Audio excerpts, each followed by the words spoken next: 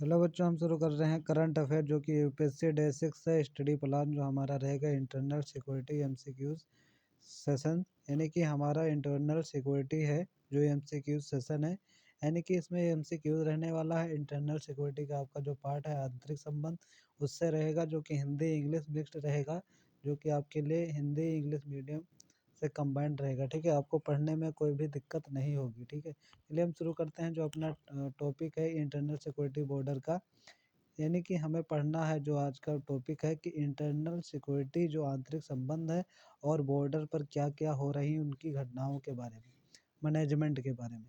तो हम बात करेंगे कंप्रेहेंसिव एंड प्लान एनालिसिस का। हम उसका प्लान बनाएंगे और एनालिसिस करेंगे, हम समझेंगे कि क्या होने वाला। ठीक है, अगला पॉइंट हम अपना शुरू करने वाले हैं कि जो इंटरनल सिक्योरिटी यूपीएससी फाउंडेशन आपने कहीं भी की है, अन्यथा नहीं की है तो हमारे प्लेलिस्ट हमारे चैनल पुष्पराज स्टडी जोन पर फाउंडेशन इंटरनल सिक्योरिटी का पड़ा हुआ है वीडियो, आप जाकर वहां पर देख सकते हैं। ठीक है, चलिए हम शुरू करते हैं। पढ़ने का जो रूल रहेगा, आपको क्या करना है, पहले थ्रेड्स बनाना है एक फिर उसके बाद में एक क्यूज लेना है, एक पॉइंट लेना है। उसके बाद में इसका प्रभाव क्या है, इम्पैक्ट, रिस्पॉन्स क्या देने वाला है, वे क्या है, रास्ता क्या है, और फॉरवर्ड राह क्या क्या हो सकती है। इनके बारे में हम उनके बारे में शुरू से आखिरी तक देखने वाले हैं।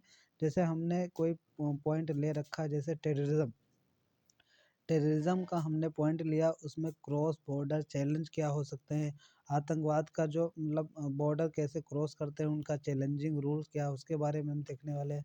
दूसरा पॉइंट हम देखेंगे जो हमें पढ़ना है, ELWE left wing extremism issues क्या हैं, उनके बारे में हम बात करने वाले हैं।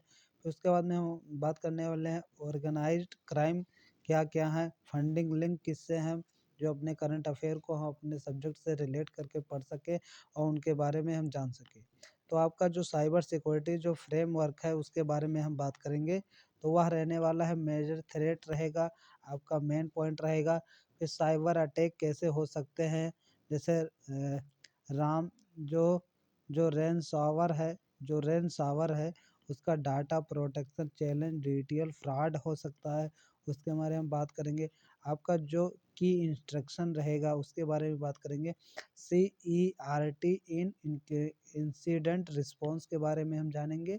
I4C साइबर जो क्राइम कोऑर्डिनेशन है उसके बारे में आपको पढ़ना है। IT एक्ट 2000 लीगल बेसिक है उसके बारे में।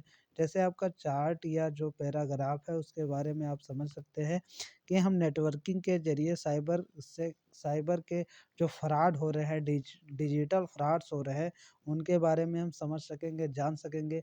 क्योंकि जो आपके जो पोर्शन पूछे जाते हैं इंटरनल सिक्योरिटी मैनेजमेंट बॉर्डर से भी हो सकते हैं, प्लस आपका साइंस एंड टेक से भी आपके क्वेश्चन आ सकते हैं, उसी से रिलेटेड रहेंगे। आपके एनसीईआरटी फाउंडेशन बेस रहेगा, बट आप करंट अफेयर से रिलेट करके भी आप समझ सकते हैं। जैसे बॉर्डर मैनेजमेंट इश्यूज आ सकते हैं कि बॉर्डर पे जो रक्षा कर्मियाँ रहते हैं उनके मैनेजमेंट पर इशू क्या क्या हो सकते हैं।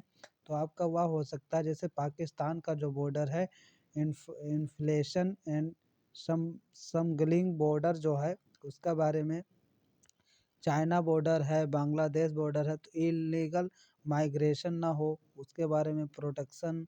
फिर सॉल्यूशन क्या हो सकते हैं, स्मार्ट विजन। इन 3 4 5 टॉपिक पर आपको पढ़ना रहेगा। ठीक है, हम देखते हैं अगला पॉइंट क्या होने वाला है। एमसीक्यूज आप प्रैक्टिस करेंगे तो आपका प्रीलिम्स के लिए बेनिफिट होगा, क्योंकि test your knowledge 10 important question, आप अपने नॉलेज को टेस्ट कर सकते हैं 10 क्वेश्चन से। तो उसके बारे में हम बात करने वाले हैं। जैसे आप क्वेश्चन नंबर 1 है, शुरू हो रहा है, तो what is the primary foundation of CERT इन, यानी जो CRT है उसका मुख्य कार्य क्या होता है।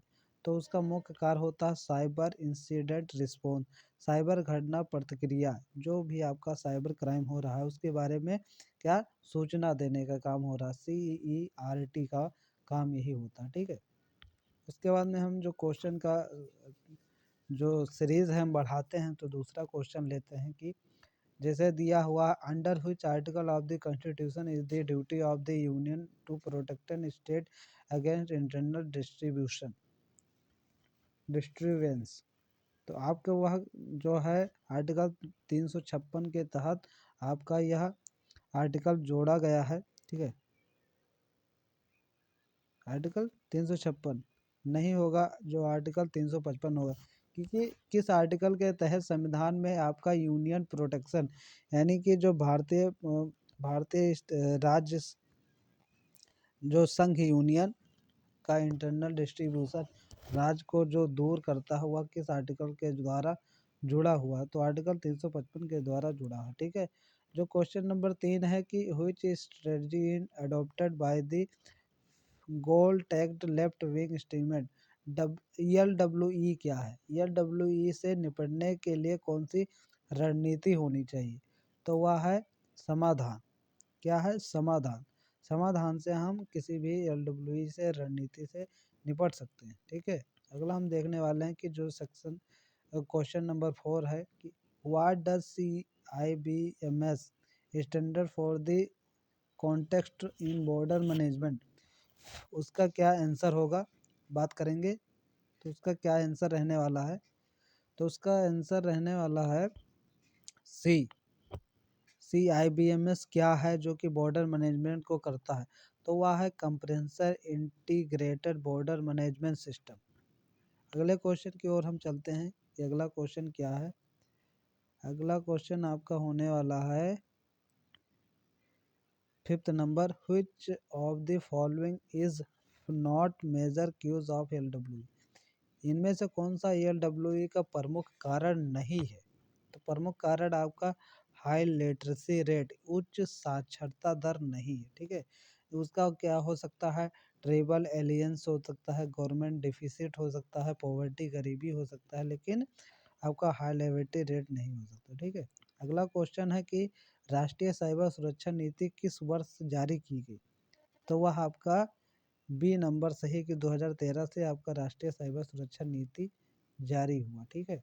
अगला हम क्वेश्चन लेते हैं। अगला question, his border is now as the porous border often use the for smuggling, तो आपका वह आंसर होने वाला सी इंडो बांग्लादेश बॉर्डर, जो कि आपके लिए बहुत ही प्रोनाउंस बॉर्डर है। क्या? प्राउज बॉर्डर है। अगला हम क्वेश्चन देखते हैं। अगला क्वेश्चन है project bold quit is related to which aspect of security, वह किससे रिलेटेड है? तो वह आपका बॉर्डर मैनेजमेंट स्मार्ट फेंसिंग के लिए। ठीक है। अगला क्वेश्चन है कि which agency act as the nodal agency for cyber crime coordination in India, आपका सी नंबर है 14 CMHA। अगला क्वेश्चन हम देखते हैं। अगला क्वेश्चन रहने वाला है कि गोल्डन त्रिक सैंड किस खतरे से जुड़ा है?